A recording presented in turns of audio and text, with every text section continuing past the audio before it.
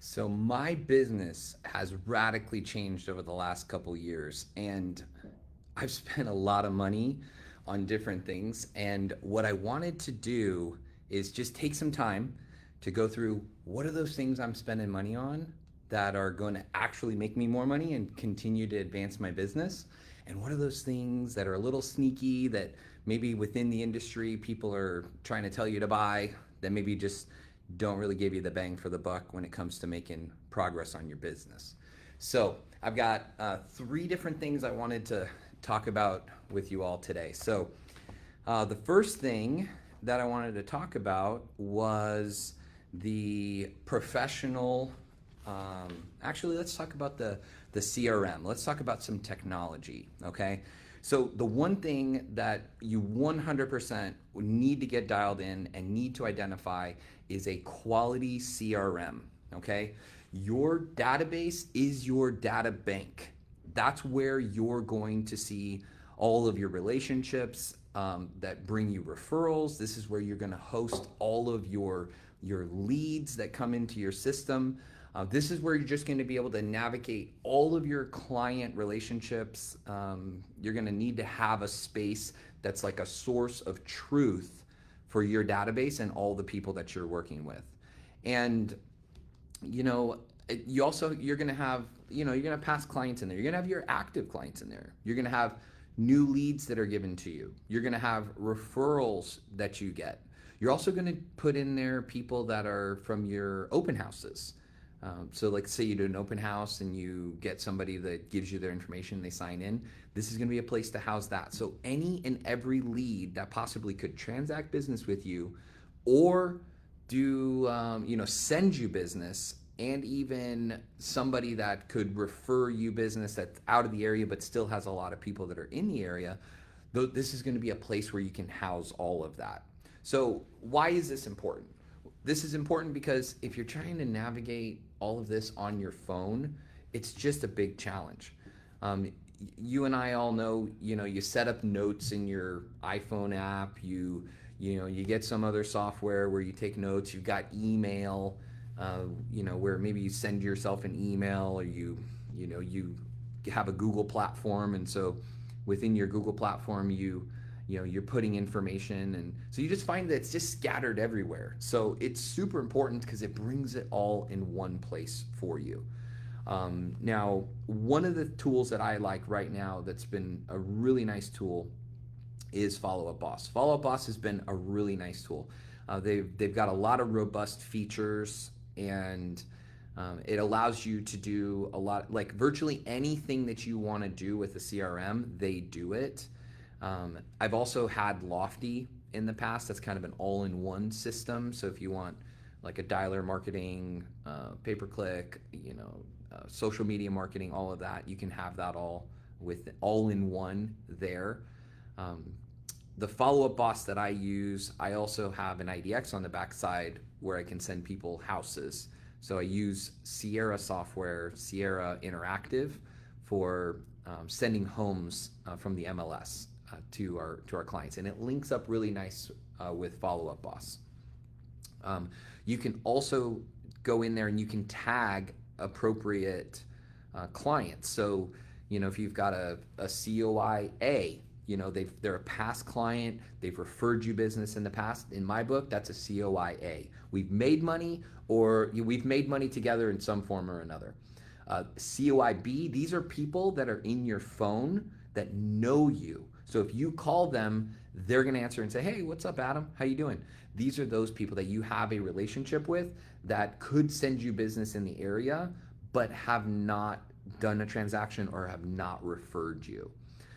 The third category would be like your COIC. These are going to be people that you met at your open house. These are going to be people that maybe they're not saved in your phone, that you're still nurturing a relationship. So I say C's, you got a lot of people coming in and out of the C's. I might take a C and kick them out of my database. I might call them a month from now, and they might say, "Who are you?" "No, we're fine. We don't need any help." And then they kind of shut you down, and you thought maybe you had a good relationship with them. So you want to kick those people out. Or maybe they're a C and you call them a few different times, and then eventually they They answer that and say that magical thing where they say your name. They say, "Oh, hey, Adam, what's going on?" That person, they just graduated to a C, to a B. So to be able to house your database of just all the people that you know, COIA, B, and C, we want to have all those people in there. We can tag them within the CRM system so I can easily identify and find them. So tags are super valuable. They're also can be based on a lot of different things like, price point. It could be like the area of town that they're in. It could be some of their likes, some of their, the cultural things that are important to them. Maybe they celebrate Christmas, maybe they don't celebrate Christmas.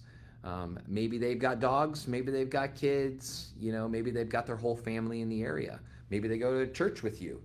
Maybe they, go to, you see them at the restaurant every single Saturday when you go get brunch. And these are people that you developed. So anything that you want to tag, you can put that in there. So that's one thing that's why having these CRMs is really important. And I like Follow Up Boss because it has a lot of those features. Now, most other CRMs will have that feature as well. What are some of the other things? Let's see. The other thing is you can call through the system. We like that on our team a lot. I like being able to have my calls and notes and everything recorded all in the same spot. So if you go with like a Follow Up Boss type account, and I think Lofty might have something like this too, and some of the other CRMs, where you can call through the system.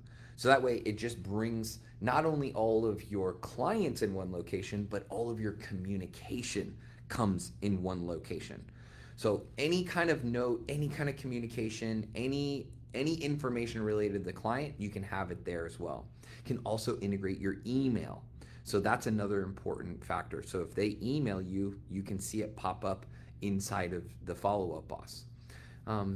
The other reason why I think having a CRM is really important because it brings a lot of organization to just your daily activities.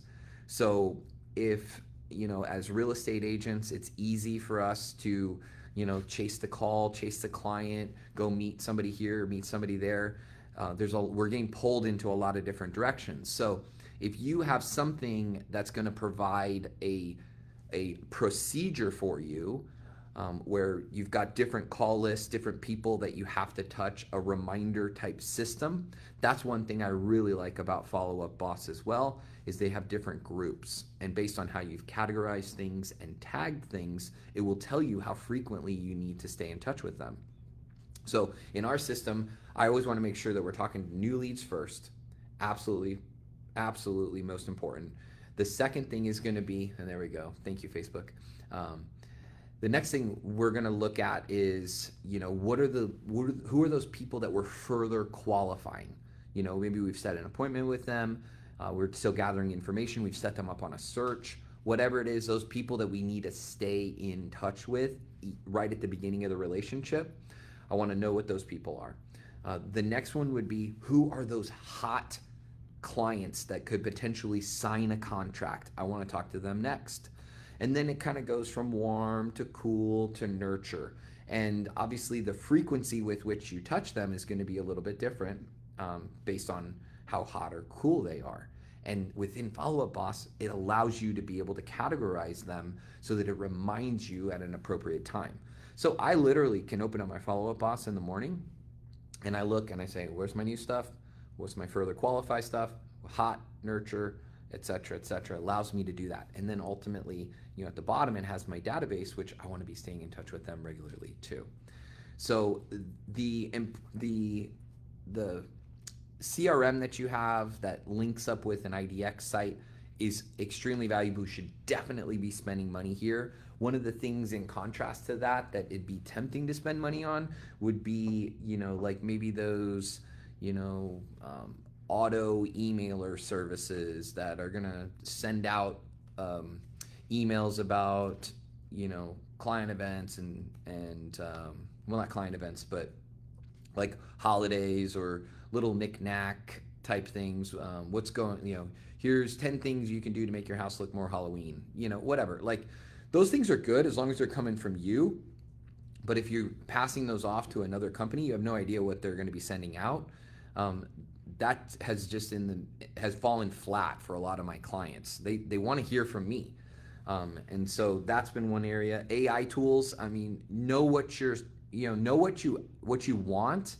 We've tested out a lot of AI tools, and there's been some that have been valuable, but there's just nothing that compares to the CRM and some of the integrated tools that are available there. So just watch out for those enhancement tools. I think ones that are like really popular right now are the ones where it's like, hey, we can revive your database. Let us communicate with your database for you.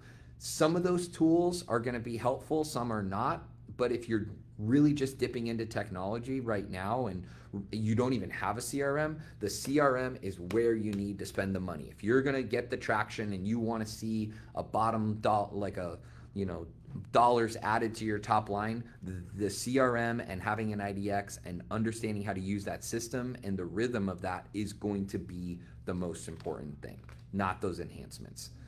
Add the enhancements later once you've established the system. That's going to be like my number one thing.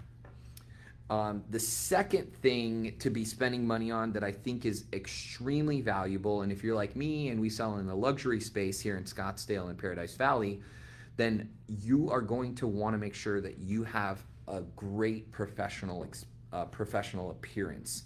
And there's two different parts to this that I think are really important. So number one would be your headshot, but let's go back to your dress, okay? You need to make sure you're dressing at an appropriate professional level for the price point that you're approaching. And I will tell you right up front, gentlemen, wear a suit. If you don't have the experience or you're looking to get some kind of leverage with, delivering some certainty and professionalism, just get a suit. Everybody should have one. Women have some professional, whether you have a suit or you have a professional blouse or skirt, have something that's the nicest thing in your wardrobe that you can put on for these professional photos, but so that you can also wear them on your listing appointment. This is so important. I saw somebody on social media the other day and they said, for some reason, us as real estate agents, we'll go and we'll sit down and we're applying for the job to be able to make sometimes 5 figures on a sale, and yet we show up in gym shorts and a t-shirt.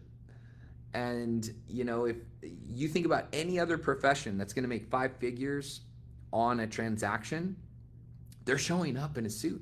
Lawyers, doctors that are doing interviews in if they're not wearing obviously their medical scrubs, bankers, investment bankers, anybody that's going to make 5 figures that's regularly making this kind of money, they're going to be dressing very professionally out of respect for the client. Then they're also giving and putting across, they're stating their values, they're stating their standards. And so you might show up in a suit and you might say, oh, well, they don't care about it. Do not miss the fact that you showing up in a suit tells them also about your standards of practice for the rest of your business, okay? So who are the partners that you refer to? Who are the other people on your team? What can I expect service level wise? What can I expect negotiation level wise? What kind of results can I expect? And what standards does, in this case, does Adam have or do you have? And your dress is going to communicate a lot about that. So if you are maybe, and I want to make sure that we're talking to the agents that are just getting started here too, or maybe, haven't been in the business a long time, you absolutely need to go, maybe you don't have a lot of money, go get a suit. This is something, go charge it. Go ask mom and dad, go ask your friends, go borrow the money. Doesn't matter, get a suit. If you've been in the industry a while and you don't have 3 or 4 really nice suits that you can wear, start building it, start going and figuring it out. A little side tip, make sure that they really make you come alive. You're not trying to draw attention to your clothing when you go on these appointments. This is from my stylist, a little bonus tip. Shout out to Michelle at House of Color. Make sure that you're showing up with colors that are going to make you feel alive, that are going to make you feel bright, so that they're looking at you and your energy and not just oogling over your clothes, right? So professional dress, have a matching belt and shoes. Make sure that they're nice. I had a coach one time, and he said, "Look, make sure that you've got a set of listing shoes that you only wear on listing appointments." And I did, and I do, and I have a pair of shoes that I do. Because you never know when you're going to walk into a listing appointment and the client's got a super high standard. And I walked into, it was like a $700,000 house, and I walk in and there's probably over $700,000 worth of art on the walls in this house. And the seller was extremely sophisticated and very wealthy. And so I was just very thankful that I'd shown up in a suit and I'd showed up in my listing shoes. So make sure you got some listing shoes, you got a listing belt. On the ladies' side of things, you understand what these things might translate into. Doesn't mean you need to have a super nice Louis Vuitton or Gucci purse, but have something that looks nice, that's presentable, that shares the standards of who you are. And if you're in the luxury space, this is just one thing you can't skimp on. Are we all going to be as wealthy as the clients that we go and sit down with? Like, are there $10 million clients that I sit down with? And, I don't have, I don't own a $10 million house, but yet, right? I don't own a $10 million house yet, but I'm going to go into these meetings making sure that I'm demonstrating the standards that are appropriate for the clients that I'm working with. So that's really important. One thing and then let's talk about the headshot. This is so important, guys. So many of our headshots, they're like high school graduation photos. The photographer, that's typically what they're doing for their income. When you get a headshot person, they're doing that, and they're not doing professional headshots. Even if they say they are doing professional headshots, if they're not talking with you about the energy that you're putting out in the photo, then you're just going to get the default, which is look cool. Slouch up against the wall, put your hand in your pocket, give me a smile that your grandma would be proud of. That is not what we're going for, guys. What we're going for is a strong, powerful energy. We're looking to convey certainty. We're looking to convey confidence. And I want to make sure that that is coming out in my image. So if you've got the dress and you're appropriately dressed and you show up to that photographer, make sure your headshot demonstrates the energy that you're looking for. If you're not confident that the photographer is going to give you that feedback, bring somebody with you that has extreme certainty, extreme confidence. Bring them with and make sure you ask them, is the energy that I'm putting out on these preview shots, are they showing strength, confidence? Because at the end of the day, when you sit down on a listing appointment with someone, they want to know, is this guy going to get the job done? Are they going to get me where I'm trying to go? There's going to be a lot of hurdles along the way. Does this person display the confidence that I need to be able to be successful here? And your headshot is communicating that, whether it's in your signature, whether it's on your social media, whether it's on your website, whether it's on the digital pre-listing packet that you sent ahead of time. Make sure you've got a great, powerful headshot.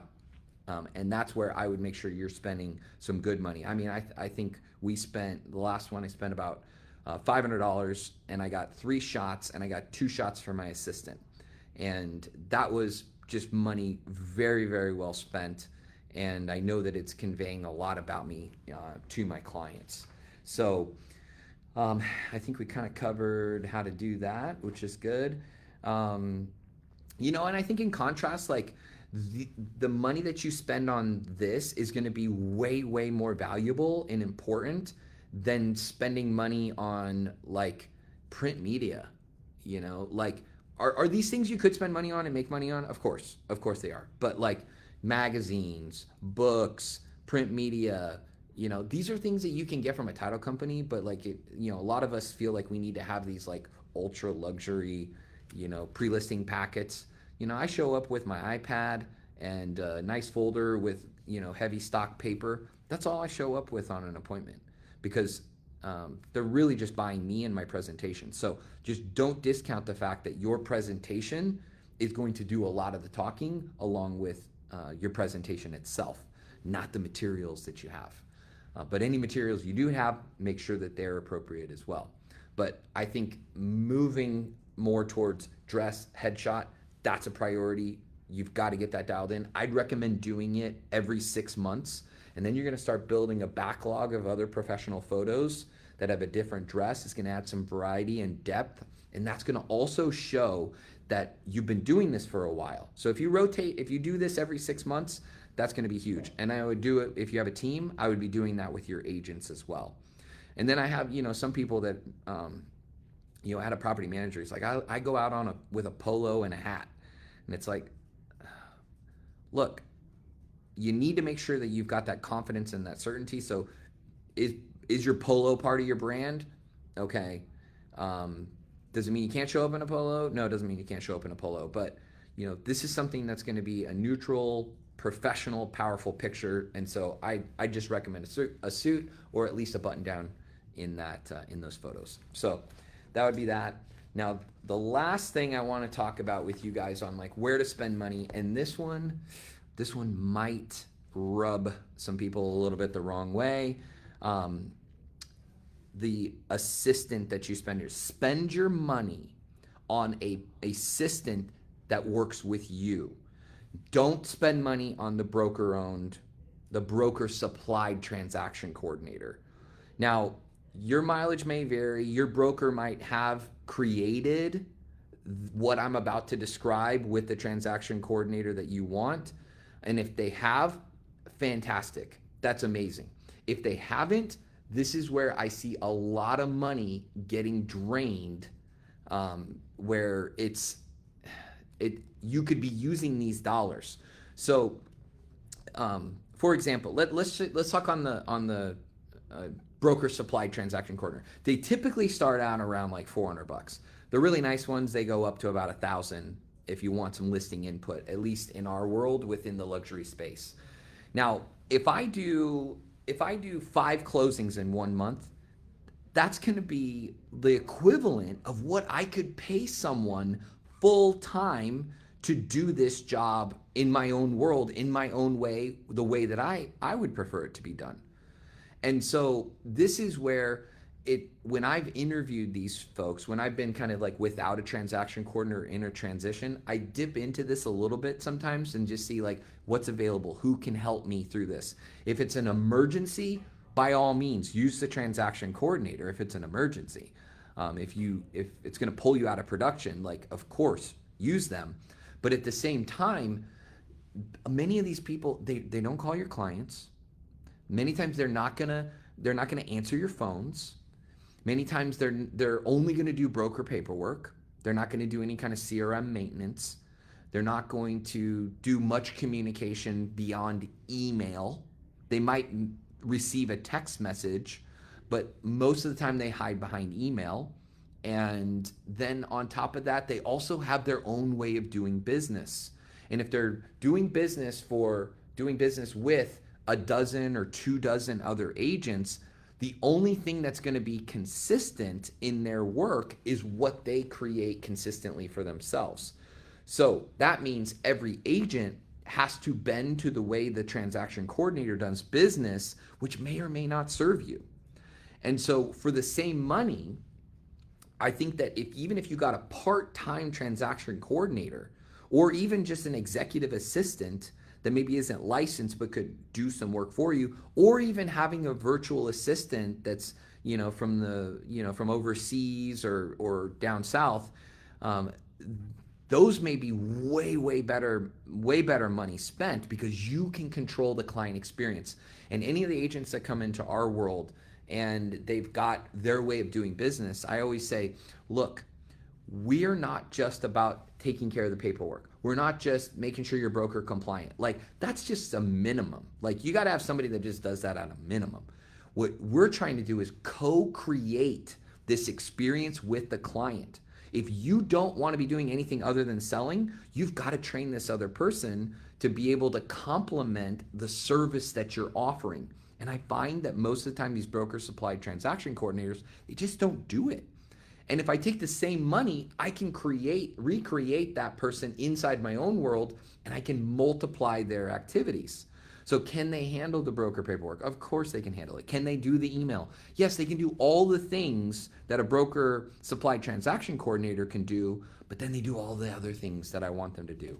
I mean, it was a game changer when I could have somebody answer my phone. It was a game changer when somebody was watching my text messages. It was a game changer when I could communicate with my assistant that this is an important file and these are important people, and to treat them with respect and care in a whole nother level, because it was important for me and it was important to our bottom line. They also get to know you, so they can compliment you to the client. You can compliment them to the client. It just creates much more harmonious relationship with everybody. If I ever had a client call in and they said, I need to talk to Adam, and my assistant was like, well, you're not gonna, like, that's just not gonna, it's just not gonna work. He's not available. What can I do for you? How can I help you? And there's no customer experience that's trying to be maintained, in that call, then the client's going to walk away feeling like they got help from some kind of disinterested person. Maybe they were polite, maybe they were friendly, but it didn't propel my name. It didn't elevate our experience that we create for clients. And maybe more importantly, it didn't create the environment that's going to make your clients love your assistants, love you, and want to refer more business to you. So that's why it's also important, is when I can control the experience, I can control the outcomes, which all of us want more referrals. And so if I can control the client experience and work with my coordinator, work with my transaction manager, work with my assistant in order to create specific touch points that are going to lead to the outcomes that I want, 5-star review, a referral every month, maybe a referral every quarter, right? That's what we're after. You're not getting any of that when it comes to the broker supplied transaction coordinator. As a matter of fact, when I interview them, they're always like, they start by telling you, I don't do this, I don't do this, I don't do this, I don't do this, I don't do this. That's how they started. And that's just showing you that they're just not willing to create and co-create an experience with you. So those are my 3 things that I wanted to cover that have just been an absolute game changer in our business, and would be a game changer in anybody's business that's a real estate agent that is looking to take their business, looking to add income. If you implement these 3 things, I guarantee you they will have an impact on your top line revenue. So one of the things that I'm going to be doing here coming up soon, early December, so watch for the announcements, is we're going to be doing a webinar where we go way further into depth in a way more organized manner, where we cover step by step the things that we had in the download, but also some additional things about activities. What should you be spending your time on, and what should you be watching out not spending your time on? What are potential wastes of time? We're going to talk about those things as well. So I'm really excited. And then I'm also going to bring in someone that's going to be an expert on helping you manage your money, so that you know what your profitability looks like, that you understand what a P&L is and how to put that together, maybe how to use your QuickBooks. So I've got a special guest that we're going to be doing a webinar with early December, so stay tuned for that. If there was something that maybe I missed, put it in the comments. Maybe those are things that we can talk about on the webinar. What's something that's been a game changer for you that you've spent money on? I'd love to hear about that from you. So thank you everybody for taking a little bit of time with me to jump on this live. This was my first one. So thank you in advance. I'm going to go back and rewatch this, and I'm sure it's going to be a lot of fun. But I will take all the feedback. You can send me your direct messages. I do like support too. So if you got something nice to say, I'll see that as well. So Thank you for everybody who engages with our content, and just want to keep adding value. You guys are the best, and I I love the responses. I love the comments that I get out. We'll go on broker tours. We'll go out on different events, and so many of you are kind enough to pull me aside and thank us for the stuff that we're putting out. And um, I'm grateful for all of you. So hope you guys have a powerful rest of your Thursday, and stay tuned.